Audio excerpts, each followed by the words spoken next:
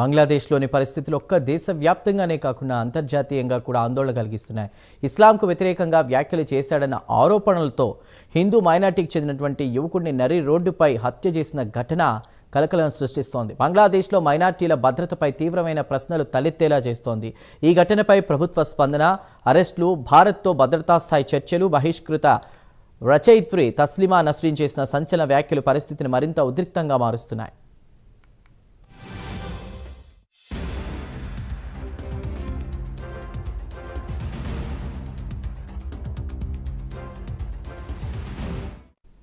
బంగ్లాదేశ్లో తీవ్ర గందరగోళ పరిస్థితులు ఏర్పడ్డాయి. హిందూ మైనార్టీకి చెందినటువంటి 25 ఏళ్ల దీపు చంద్రదాస్ను ఆందోళనకారులు దాడి చేసి హత్య చేసిన ఘటన తీవ్ర కలకలం రేపుతోంది. ఇస్లాంకు వ్యతిరేక వ్యాఖ్యలు చేశాడన్న ఆరోపణలతో అతడిపై దాడి జరగగా తీవ్రంగా గాయపడిన దీపు చంద్రదాస్ ప్రాణాలు కోల్పోయాడు. ఈ ఘటనపై దేశవ్యాప్తంగా విమర్శలు వెల్లువెత్తడంతో యూనిస్ నేతృత్వంలోని తాత్కాలిక ప్రభుత్వం స్పందించింది. ఈ హత్య కేసులో ఇప్పటివరకు 7 నిందితులను అరెస్ట్ చేసినట్లు బంగ్లాదేశ్ ప్రభుత్వ ప్రధాన సలహాదారు తెలిపారు.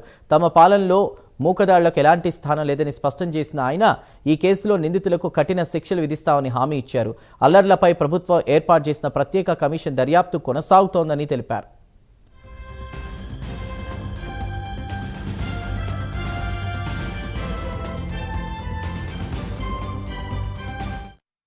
బంగ్లాదేశ్లో పరిస్థితులు ఉద్రిక్తంగా ఉండడంతో అక్కడ నివసిస్తున్న భారతీయులు అత్యవసరమైతే తప్ప బయటకు రావద్దని భారత హైకమిషన్ సూచించింది.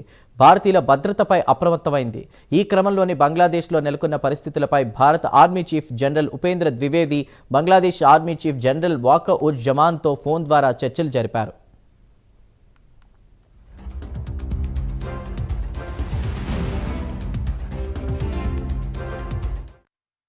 మరోవైపు బంగ్లాదేశ్ బహిష్కృత రచయిత్రి తస్లిమా నస్రీన్ కూడా ఈ ఘటనపై తీవ్ర స్థాయిలో ఆరోపణలు చేశారు.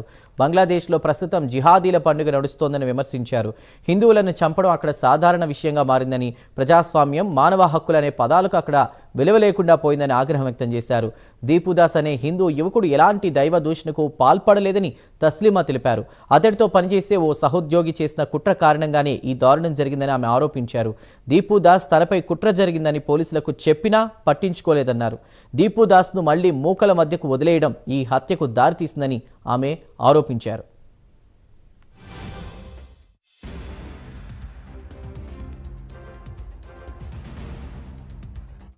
ఇక బంగ్లాదేశ్లో ఇస్కాన్ సంస్థపై ఆంక్షలు, హిందూ మత పెద్దల అరెస్టులు, తాజాగా దీపుదాస్ హత్య వంటి పరిణామాలతో బంగ్లాదేశ్లో మైనార్టీల భద్రతపై అంతర్జాతీయ స్థాయిలో ఆందోళన పెరుగుతోంది.